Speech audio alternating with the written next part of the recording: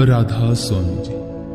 बाणी तुलसी साहिब। सत्संग के वचन। ये परम संत तुलसी साहिब की बाणी है।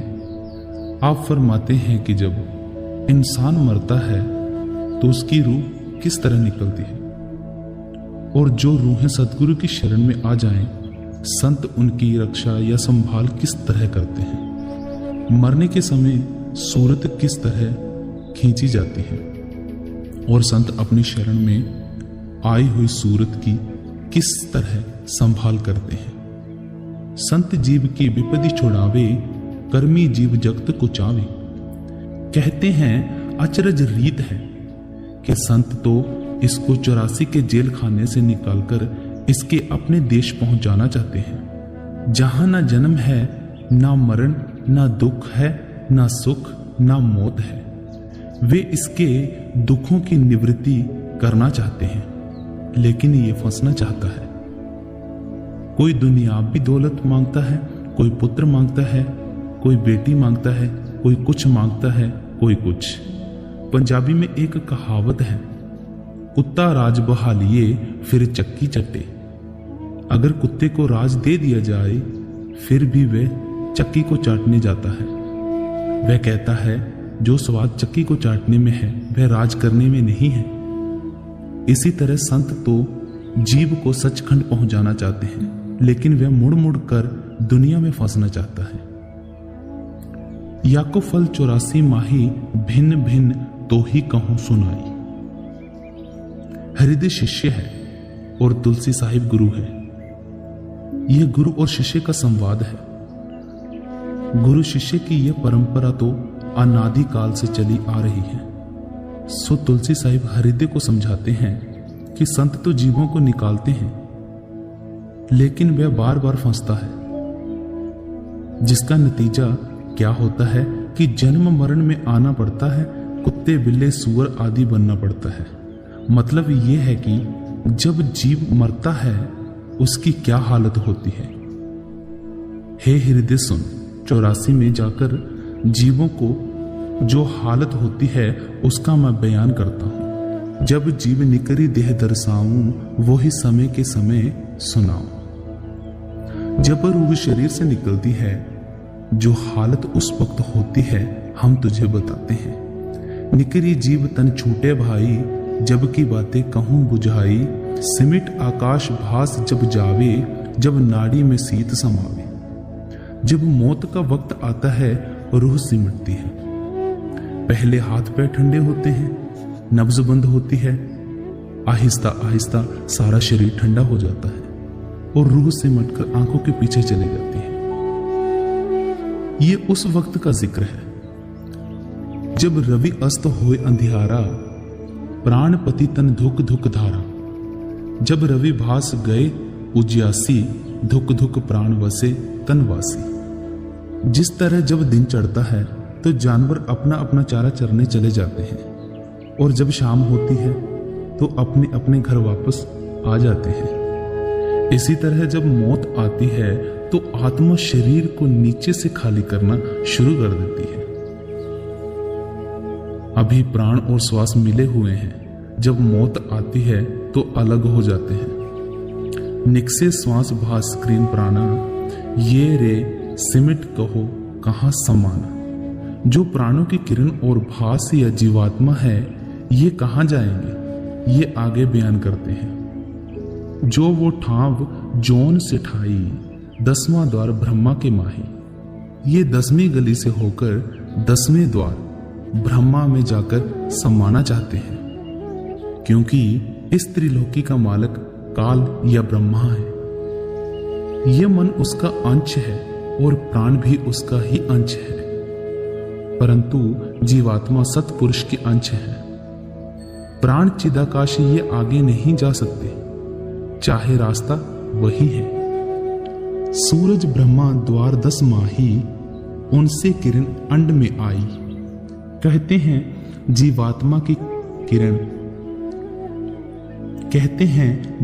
की किरण ब्रह्मा से उतरकर सहस दल कमल में आई, सहस दल कमल से उतरकर नाभि में आई। नाभि से आगे ये सारा संसार बना है। किरण 5 तत् प्राण कहाया, तत् मिली 5 आकाश जगाया। उस आत्मा की किरण जब 5 प्राणों पर पड़ी तो 5 तत्व पैदा हो गए, हवा, मिट्टी, आग, पानी और आकाश। अगर ये आपको देखना हो तो पानी की बाल्टी भरकर देख सकते हैं, उसके द्वारा बड़ी अच्छी तरह समझ में आ सकता है। जो मन है ये न जड़ है न चेतन, बल्कि जड़ चेतन के बीच की कड़ी है। आत्म सब में भास प्रकाशा, सोई भास किया तन बासा। मार्ग भास जोई मग आया, तर्क तालुबे राह समाया।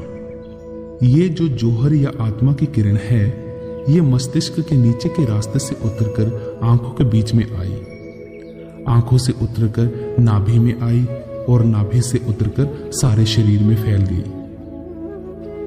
जब जिस मार्ग से ये आई है उसी मार्ग से जाना है।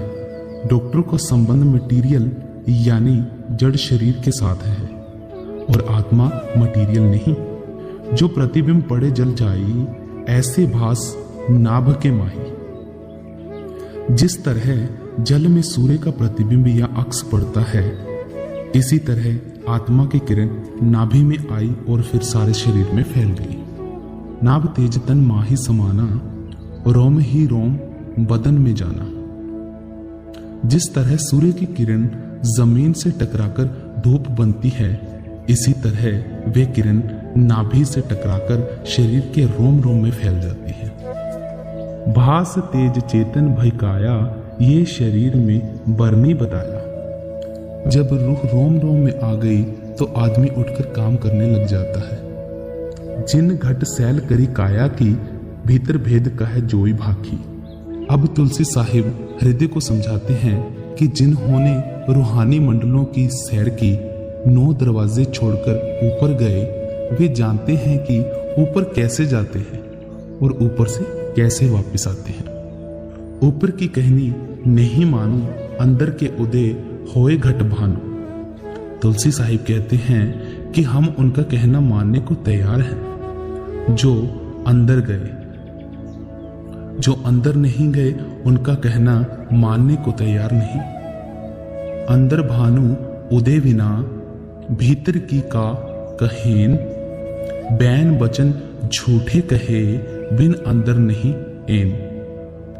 जिसकी अंदर की आंख नहीं खुली, जिसके अंदर रोशनी नहीं हुई, रूह रूहानी मंडलों तक नहीं गई। समझो ये अंदर नहीं जाता। जो अंदर नहीं गया वह किस तरह अंदर की पूरी पूरी तस्वीर खींच सकता है।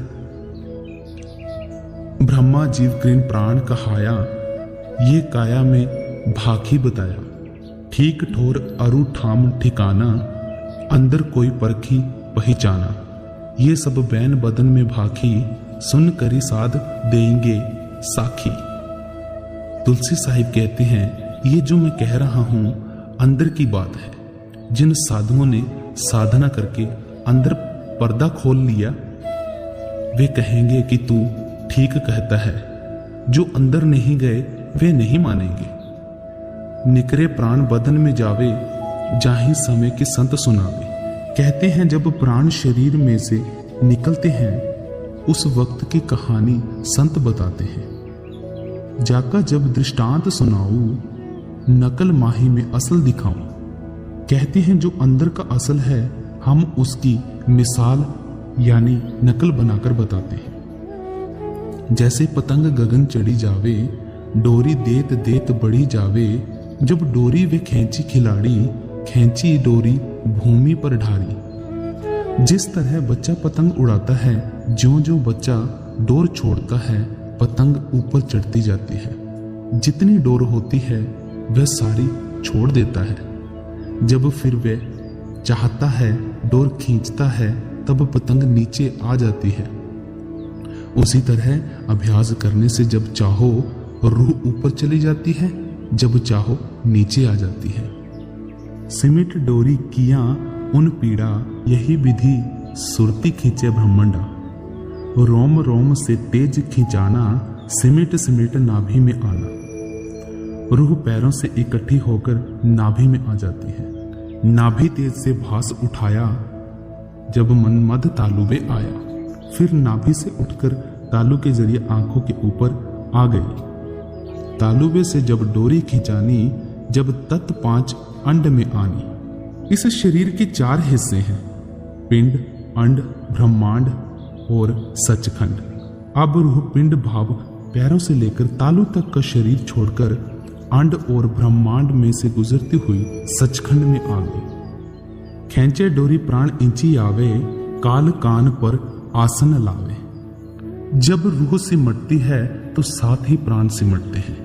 जब कोई घर छोड़ता है तो उस घर के, जिस घर में कोई पेड़ हो, पक्षी भी अपना डेरा उठा लेते हैं। कार्नल सैंडर्स हुजूर प्राण किसको कहते हैं? महाराज जी। इसे समझाने के लिए काफी विस्तार में जाना पड़ेगा, किसी और समय बताएंगे। फिलहाल इतना ही समझ लें कि श्वास को प्राण नहीं कहते। प्राण एक ताकत है, इसका श्वास से खास ताल्लुक है। सारी दुनिया की जान प्राणों में ही है। काल कान के मार्ग लाई, या विधि तन के माही समाई। अंदर आंखों के पीछे 2 रास्ते हैं, दाहिनी ओर संतों का है और बाईं ओर काल का है। वह कान के रास्ते दाखिल होता है। अंदर एक जगह है जहां आकर रूह रुक जाती है। काल वहां पहुंचकर रूह को संभालता है। आंखें, कान, नाक और मुंह के सुराख अंदर सभी जुड़े हुए हैं, ये डॉक्टर भी जानते हैं। जब वह डोरी को पकड़े जाई, संत सुरती की बैठक वाही। बाईं ओर काल है, दाहिनी ओर सदगुरु है। जब काल संतों की रूह को ले जाना चाहता है तो संत क्या करते हैं, यह आगे बताते हैं। वही सतगुरु की बैठक पासा, डोरी छाड़ी होई काल निराशा। जब काल चाहता है कि उसको मैं संभालूं तो संत दाहिनी ओर बैठे होते हैं। वे फौरन आकर उसे संभालते हैं, काल को नहीं लेने देते। अब तो स्वामी जी महाराज की दया है कि 5-5 दिन, 10-10 दिन, 20-20 दिन, बल्कि महीना महीना पहले सत्संगी को खबर हो जाती है कि मुझे जाना है। लेकिन इसमें यह जरूरी है कि उसकी मौत के समय गैर सत्संगी पास ना हो।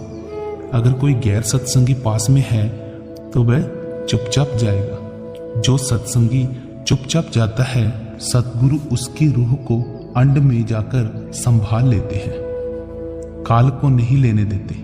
अगर बाहर नहीं संभालते तो अंदर जाकर संभालते हैं। प्राणी सतगुरु की सुधि लावे, डोरी छाड़ी काल अलगावे।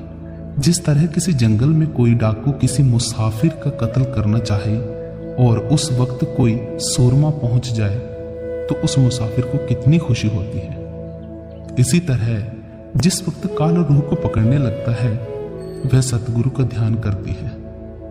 उसी वक्त सतगुरु जाकर उसे संभाल लेते हैं। जो सतगुरु सुधि विसरे भाई, जब ही काल घर बजत बधाई।